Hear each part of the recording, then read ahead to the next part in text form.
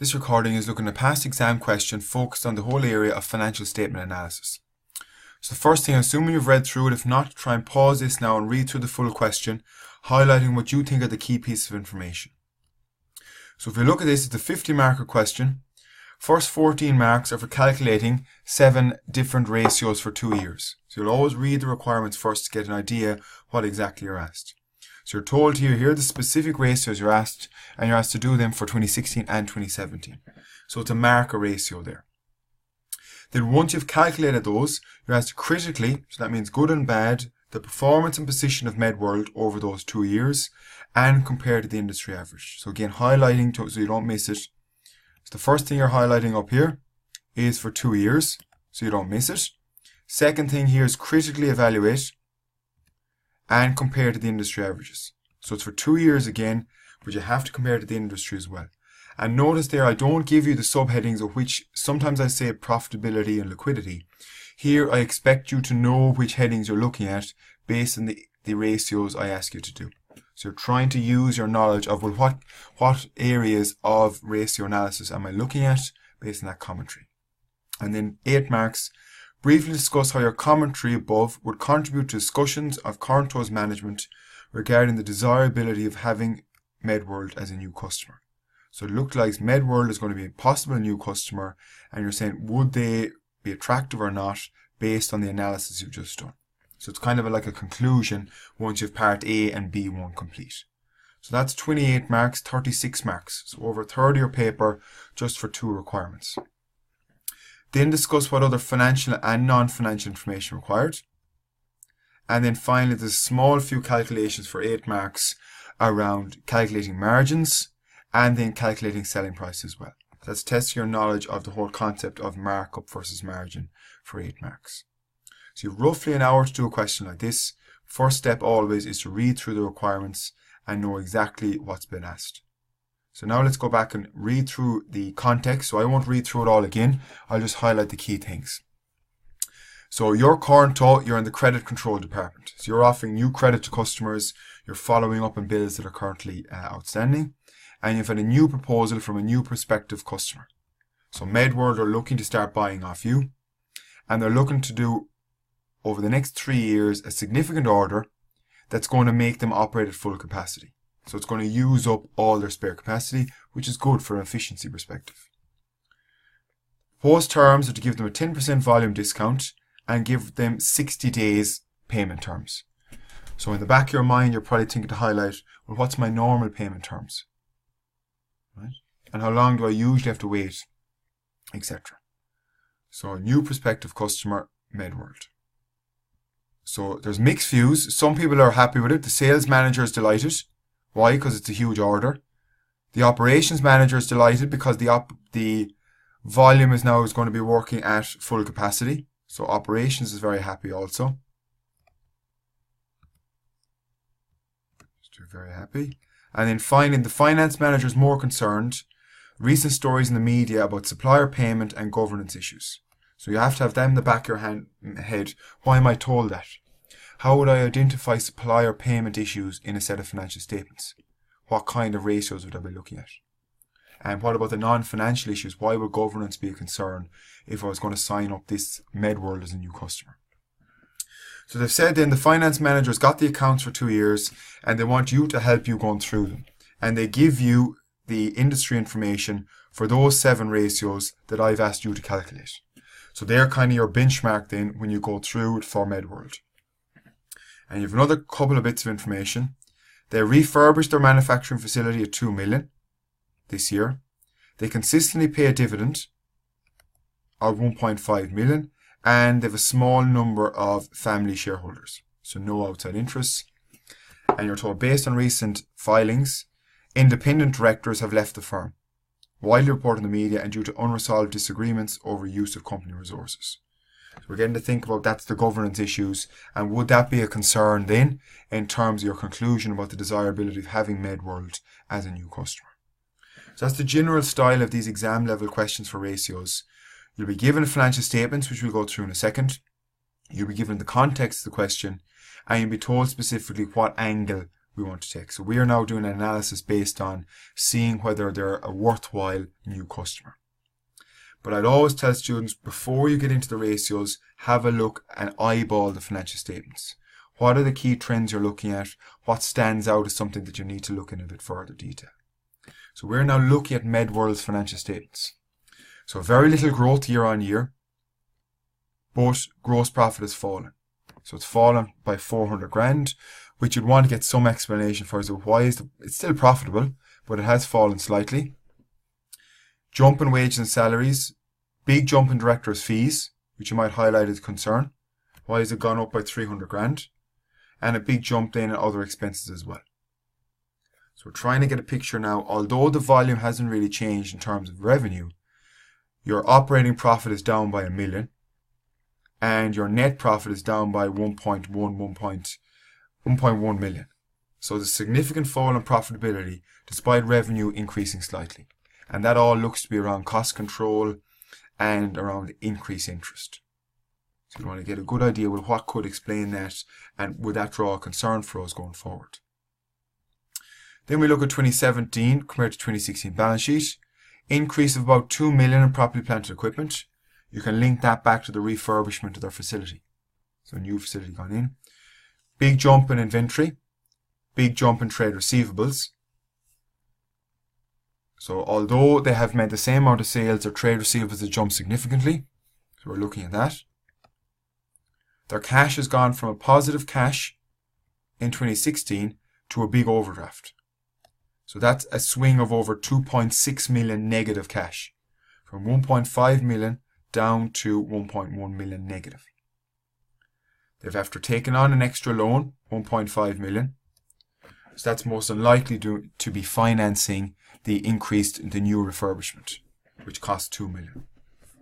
But the other thing students want to watch for and flag here is there's a new bank loan due in 2 years' time, 4.5 million. They don't have any cash on hand currently, so will they be able to refinance that? And if not, will that put us in a precarious position as a potential supplier to this company? So we are going to be supplying them, they're our customer. Then your trade payables, which is the thing we'd be concerned about. This is who they owe money to. That has significantly jumped up. So it's nearly doubled. It's gone up by 75% in 1 year. That will be a big concern for us given the context that we're looking at. So working capital management, how they manage their inventory, their trade receivables and their trade payables, looks to be a red flag there. So we have to watch all of that as we go through the question. So that's what I'd always do up front. It takes about 3 or 4 minutes. Read the requirements, read the question, flag everything, and then we'll go straight into the calculations. So part A, remember now, is just about the calculations. We'll do part B as an analysis. So all I do is set up a table, gross profit margin, and I do 2016 and 2017. So whatever way you set it out, you don't have to show the formula if you don't want to, but it might be no harm just for clarity in terms of which one you're looking at. So our gross profit margin here is gross profit over revenue. And that's times 100 over 1 because the answer is in percentage form. So I'll just show you the formula underneath. So it's gross profit over the revenue. And you just take it from the calculation here. In this year, it's going to be 5900 divided by 17.3. So you're just taking it directly from the question here. That is 34.1%. So I've taken wrong there. Just bear with me. 5900. So 34.1%. Of course, that's for 17. I'll switch these columns around just to make it clear. We won't be messing with the solution. So 34.1% this year. Last year it was 6300 divided by 17.2. So you said you made a lot more profit on a similar amount of sales. Last year it was 36%. Let's bring these over. And just for argument's sake, we'll put the industry in here. The industry average we're told in the question, if we go up, was 35%. So last year was slightly ahead, this year was slightly behind. So it's not a major concern, but then you just want to get an idea, well, what's the main driver of that? Is it increased cost of sales or less attractive pricing? That's 2 marks on the board. You're then asked for, the next one is net profit margin, NPM. So your net profit margin here, we will put net profit over your revenue times 100 over 1. So nice and straightforward again. This is 80 over 17.3. So your net profit for 2017 over the revenue, which is an answer of 4%, or less than 4%, so to say 0.4% or 0.5%, and then it's 1210 divided by 17.2. So your net profit in 16 divided by the revenue, which will be 7%. So that's a huge drop off in your net profit margin, and the industry average actually was 9%. So not only were you behind last year, you're way off this year. But that gives us information that it's highlighting to us the problem doesn't look to be at gross profit margin level. Although it's slightly off, there's a big concern once we get under gross profit, which is our expense management. Our wages and salaries, our directors' fees, our interest, and our other expenses. So yes, our tax, of course, is going to be lower because we've lower taxable profits, but it's the other expenses that will be a concern in terms of the profitability of the business. So then we're moving on to ROCE, which is return on capital employed. So what percentage return are this business earning? And that will be your operating profit divided by your capital employed times 100 over 1. So your operating profit is also known as your profit before interest and tax. So make sure you understand and look for it in the question. In this case, in 2017, it's 750. And it's divided by 17. It's divided by, be careful, the capital employed is debt plus equity. So it's the 5680 plus your 6 million. So you've actually increased capital employed this year because you have more debt taken on. So we're saying there's about 11.6 million capital invested in this business, and you're generating return on that capital of 750 a year. So that means your return on capital employed is about 6% of the money that's invested. Now that's before tax, is 6% return. Whereas last year, in 2016, your operating profit was $1 million higher. We said that was flagged already, 1780, and you actually had less debt, but you had more equity, 7100 plus 4500. So that will mean our return on capital employed there was about 15%. So it's more than halved, and the main driver of that, of course, is your lower profitability. And your benchmark in the question was 18%. So there's a bit of setting up in this question to get them all done, but once you've them done, then it's a matter of analysing them and understanding what you will say for each. So you do need to know your ratios going in. So our next ratio we're asked for is current ratio. Current ratio is a measure of liquidity. So how much cash do you have to actually support the business on an ongoing basis. And that is measured as current assets divided by current liabilities. So your shorter term assets compared to your short term liabilities. And what we're looking for here is a measure of how many euros do I have in current assets to cover my current liabilities. So in 2017, it's going to be 6 million current assets divided by 4680 current liabilities. And the answer here is you have about €1.28 in current assets to €1 in current liabilities. So you're not in a great position. Ideally, you'd want around here 2:1. So you could have short-term liquidity issues if, for example, your suppliers or your bank starts to look for their money very quickly. Last year, it was 5.4 divided by 2. So you had a much better coverage last year of 2.7. And the industry average, in this case, is 2:1. So an answer of 2. So you're much better liquidity last year. This year, because your liabilities are increasing very quickly, you'll be concerned about your short-term liquidity position. We're then on to our trade payable days, which is trade payables over cost of sales times 365. Now sometimes we put cost of sales, we put purchases there, but it depends what you're given in the question. So that should be 365. What this tells us is, on average, how long does it take MedWorld to pay its suppliers? And remember, we will be a supplier of MedWorld going forward, so this is a key metric for us. So in 2017, their trade payables are 3530. They've gone up rapidly. You divide that, now you take away the minus, it's 11.4, it's just a positive figure, times 365. So you're saying our trade payables at the end of the year are 3.5, our purchases during the year are 11.4. So on average, how long do we wait before the MedWorld pays their suppliers?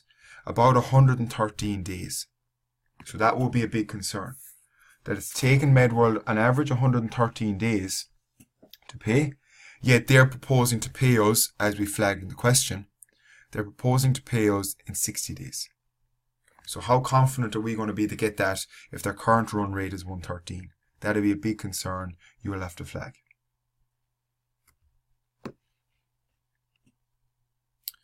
So then we come down and we do it for 2016. And we're going to say the trade payables in 16 were 2 million over 10.9. And times 365. So the average trade payables last year were 66. So it's significantly deteriorated in terms of how long it's taken them. Now that could be good because you're thinking, well, the longer I get credit from my suppliers, the better. But what the difficulty could be is this may not look like it's a decision that's been agreed between MedWorld and suppliers. It may be due to they don't have any cash to pay them. So it could be a unilateral decision to do, which will be a big concern. But we'll flag that when we get to part B. But currently it looks completely out of sync with the industry averages. And our last two ratios then are gearing and interest cover, which are both looking at the financial debt situation. So gearing ratio, which is debt over debt plus equity. So what proportion of your funding is in the form of debt, and your interest cover is looking at the affordability of interest, which is operating profit over interest. So both of these are measures of the capital structure or the financial structure of a firm. The gearing, we're looking at debt over debt plus equity. Well, in 2017, we took on a lot more debt. So we now have 6 million in debt divided by 6 million plus 5680. So the proportion of debt in our capital structure in 2017 is just over 50%. Now, usually in general, we say over 50% is highly geared, but it will depend on the type of industry you have. And that's why you need industry averages to make better comparisons. Last year, we had only 4.5 million debt divided by 4.5 plus 7.1. So you actually only had 38% debt. So you took on more debt this year, so your gearing has gone up.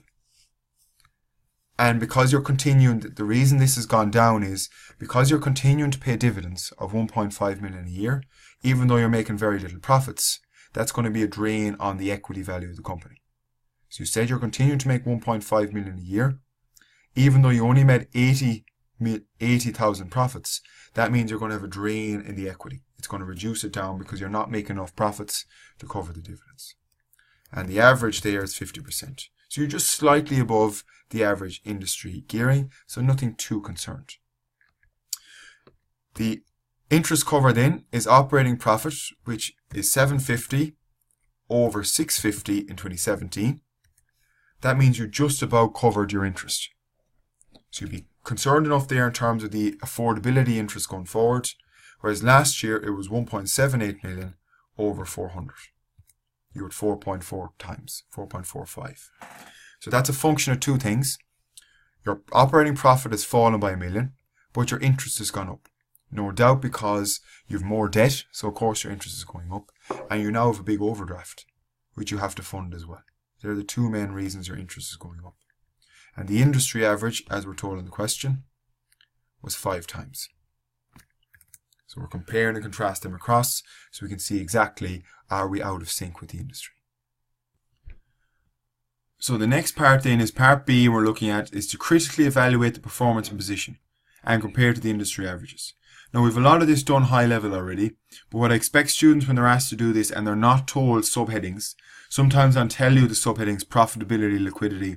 I expect you to use the ratios you're given as a guide. So here I've given you 3 profitability ratios. So your first heading in part B, for example, you're laid out like this. Profitability, and you'll discuss it. So we'll talk through that. The next ratio I've given you is liquidity, which is your current ratio. So you do a subheading for that and talk a small bit about it. The next one is your trade payable management, or you could call that working capital management, which falls under your efficiency one. How efficient are they at managing their operations? And the final one then I give you is gearing, or your debt management. So what I'm trying to show you in this video is you can read through the points made in the solution, is that you need to structure your answer so it's not just one big long rambling paragraph. So the way I'd expect students is there's no need to rehash the ratios from up here as well, but if you lay them on the table with the industry beside it, it makes it easier for you then to compare and contrast when you're coming down. So I'd expect 3 or 4 solid bullet points for each in terms of what's going well and what's going less well over the last 2 years. Now, so I'm just going to write these shorthand, but again, a lot of the stuff is repeating what we've already said. So if we look at the profitability, we'll be commenting that growth is somewhat stagnant, and that you have very little growth, yet your net profit has fallen significantly, plus below peers.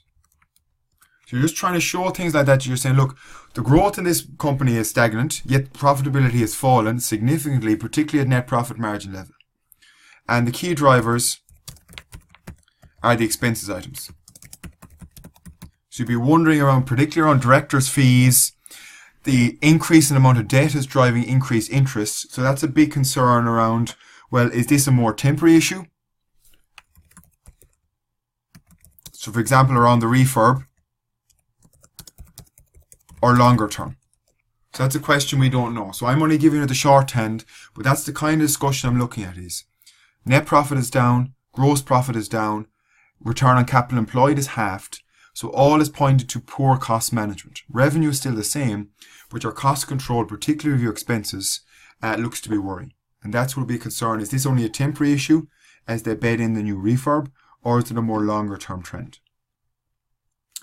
Liquidity, we can say here as deteriorated plus well below peers. So by peers, I mean the industry averages. Your current assets to current liabilities has more than halved, and it's well below the average of 2:1. So your short-term cash position is a big concern. You have less liquid assets to pay off, and you have now a big liability as well. So that's a big issue in terms of your overall liquidity position is significantly deteriorated, and you would have a concern re 2019 refinancing. If this thing continues, you're not going to be able to refinance, or MedWorld, should I say, is not going to be able to refinance this loan in 2019. Which again, from your perspective, if you're going to be someone selling to them, could cause a big concern for your money that you might be owed, or for your future sales.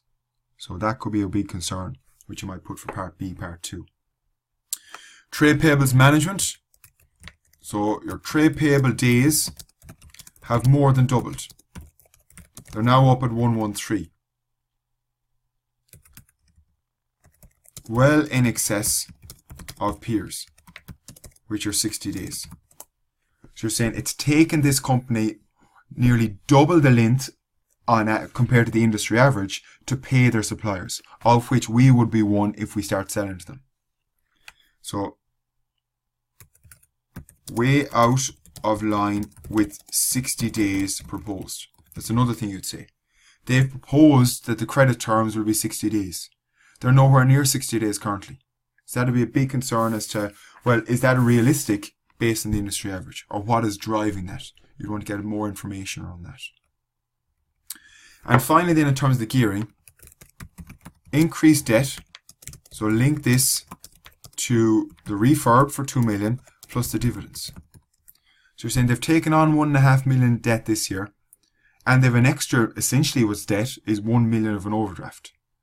So where's that cash been used? Well, they've spent 2 million on a refurb and they've spent 1.5 million paying dividends to the family, even though they have no profits. So they're continuing to pay dividends out, even though they have very little profitability. And it's been financed essentially by debt. Interest gearing is okay, just at the industry average. So no real concern there. But interest cover would be a concern. And the driver of that is higher interest plus lower profits. So there are the two big concerns there. The higher interest and the lower profits. Now the lower profits may be temporary as the refurb gets bedded in, but the higher interest needs to be looked at, particularly in terms of your debt levels and the overdraft, how you manage that. So you wouldn't have too much concern about your debt, but in terms of the interest cover, it could be a concern. And particularly you might question continued dividends given situation.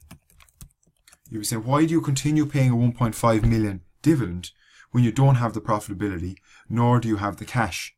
Because you're using up all your cash, so you're putting yourself in a very precarious liquidity position. So what we're trying to show you there is nice and structured, heading by heading based on the key pillars you're looking at, and linking back to the information. So you're asked two specific things there. Comment on the performance and position over the years, which we've done, and compare to the industry averages. So between both of those, that's nearly 30% of your exam, 28 marks. Your part B, part 2 then is for a particular focus is how will the above commentary contribute to discussions about the management team desirability of acquiring MedWorld as a customer. So B part 2. So 8 marks, you'd want about 4 solid points here. Well, how is that information, I suppose, influencing you here? Well, the first thing is trade payable days. Can they pay in 60 days? Right? Currently, it doesn't look realistic. They're currently being able to pay in 113 days, and if anything, it looks like it's going to get worse because they have no cash and they've deteriorating working capital management. So that would be a concern as to, is the 60 days you're possibly agreeing to, is that realistic?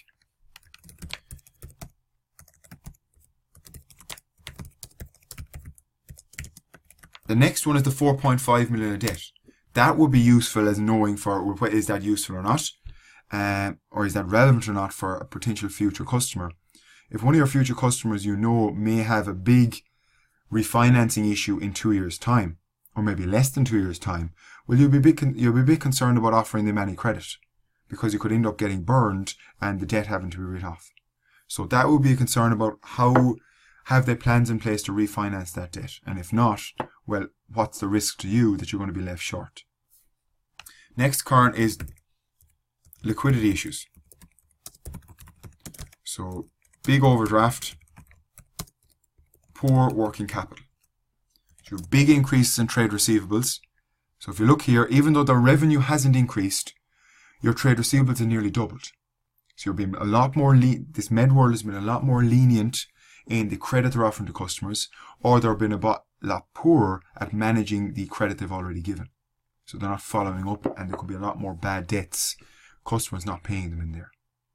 So you'll be worried there about liquidity issues, their short-term ability to manage cash, and of course that's putting a big stretch on their ability to pay their suppliers, of which you are a potential future one. Another point you might make is the continued dividends, plus the corporate governance issues. So you might link to say, well, why is the continued dividends been paid out? It's putting the company under more financial stress, and is that possibly linked to the falling off of the independent directors? Perhaps that's what the disagreement was over. So you'd have a general level of wariness around the continued dividend payments to the family, even though they're under financial stress and they're taking out debt to pay the dividends. So all of those would really be contributing to management's assessment of whether this is a good customer or not. And in general, you'd probably expect them to say, at this moment in time, there's too much risk. Although it would solve the surplus or excess capacity, there looks to be too much financially going on here that it would be a risk to giving these guys too much credit as new customers.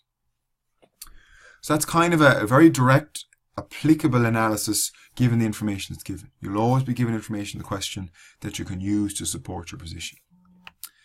Part C then Now here what we're looking for is, we're looking for financial and non-financial. So split into two headings, financial, and then the other side is non-financial. And as much as possible, try and link it to the points you've already made. 3 points financial, 3 points non-financial, and as well just tell me why that might be useful. So in my solution, I just given you what is there. I might also want you to support and say, well, why would you want that piece of information?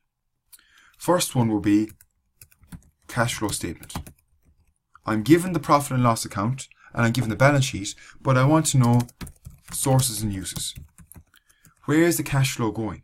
We know cash has deteriorated from 1.5 million positive to 1.1 million negative. We want to see where is that going. We know some of it is on property, plant and equipment, some of it is on dividends. We want to see it directly in a statement to see where the sources and uses of cash, because that's a big thing about how a business is managed. Right? We might want to know the budgets. What's the budget for 2018, 2019? Right? That'll be very useful financial information to know. What's your projections? Are you still going to have deteriorating expenses? Are you still going to have poor working capital management? So you get a sense check of what the company's plans are, and are you part of those in terms of a potential supplier. And then you might want 2014 or 2015 and maybe 2014 for trend analysis. So you've only got 2 years. Maybe say, look at previous years. Or you might want a breakdown of certain figures. A breakdown of trade payables, for example, or their trade receivables. To know exactly, well, why are they deteriorated so much? Is there 1 or 2 particular items that are masking this, or is it general deterioration? So you might ask for a specific breakdown to understand why has your trade payables gone up so much in 1 year? Is something one particular disagreement with a supplier there, or is it generally across the board a deterioration? So financially, there's a couple of good things you'll be looking for, and maybe just a little one-liner to say. And there's plenty of other things that we'll be given credit also. So just because it's not here doesn't mean you won't get marks. Non-financial, obvious one will be trade references, particularly the suppliers that are currently there. So you want to say, well, are you happy with your current performance? Or are you worried that you're not going to get paid as well because they're taking now 113 days on average to get paid? So trade references definitely are one. You want information about the board and the corporate governance. So you might want more information. We'll say, well, what's your plan for the future? Is there only family members in there, or is there any outside expertise to ensure good corporate governance has been undertaken? You might want the supplier payment policy. Do they have a written policy around their supplier payments, and is it been breached currently compared to what the deterioration is? So there's plenty of non-financial there. Any of those you might look for bank references to say, are the bank happy, or are they currently been breached in certain regards as well? Perhaps the overdraft has been breached. So as long as you justify it and it's linked to the facts of the case, you'll get your marks there. But make sure you give financial and non-financial. So the last part is a little calculative part, testing your knowledge. Although we're looking at financial analysis of A, B and C, I'm trying to bring in a bit of cost management here and markup and margin. So we know now that they're currently looking to do a tender offer, and you're told there was a volume discount of 10%. And we want to figure out, well, what's the margin here? So Medworld wishes to purchase is €30 a unit list price, and the full cost is €19 based on activity-based costs. So they give that already. So they want to know, calculate the margin earned should Cornto sell the component at the proposed terms of a 10% volume discount. So remember, margin here is profit over revenue. Now the trick here was the list price was 30, but the actual price here charged, will be 27, which is 90%. Because remember here now, you're going to have a 10% volume discount. So therefore, you're going to get €3 off for a volume discount. The cost of the product is €19. So that means the profit earned on each one is 27 minus 19. So profit per unit is 8, and the margin then will be 8 over 27. 8 over the 27 earned. So your margin there is 29.63%. 29.6%. So that's your 4 marks for part 1. Part 2 then is asking you a bit of a trickier question to say, assume that the Cornto can reduce the full cost down to €17 a unit because they can now utilise 100% capacity. because you're getting better use of your fixed costs because you're allocating them over more units, you have to calculate the price that Cornto could charge above to continue to earn the same margin. So the target margin now is 29.6%. So you want to earn the same margin above, but now you're told the cost is gone down to €17 a unit. Because if you go ahead with this MedWorld order, they're going to use up the 30% spare capacity. So it's going to be a lot more efficient, better use your fixed costs, and therefore you're going to have a €17 per unit cost. So we want to know revenue, we don't know. We know cost is 17, and profit we don't know. But what we want to know is we want to get the margin, which is profit over revenue, to be equal to 29.6%. Now, this is a bit tricky in this if you hadn't practiced the past questions. But how you do this is, if you know the margin is 29.6%, well, that means cost of sales, the cost divided by the revenue, must be equal to 100% minus 29.6%. Because it has to be a percentage of either or. So in that case, the percentage must be, we'll do it out here. Just make sure we get it right. 100 minus 29.6, 70.4%. So if we want the margin to be 29.6, costs must be 70.4% of revenue.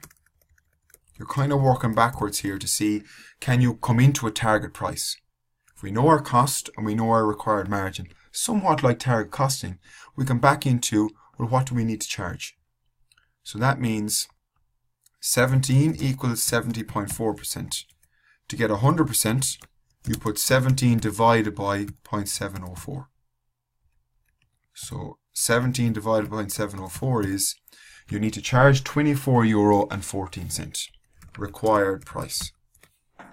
And if we charge that amount, we will earn a margin of 29.6%. So it's quite a little puzzle. There's only 4 marks, remember, so it's not the end of the world, but you can at least make an attempt at it if you knew your activity-based costing past exam questions. So the proof of that, just to make sure we're correct, our revenue is 24.14 as per up above. Our cost is now 17. So that means if we charge that amount, we'd make a profit of 24.14 minus 17 is €7.14. So if we go up, we would have made here €8 each, but because our costs are gone down, to get the same margin, which is profit divided by revenue, you'd have to charge, there's your 29.6. Now it's going to be slightly different because of rounding, but that's fine. Anywhere around there will be acceptable.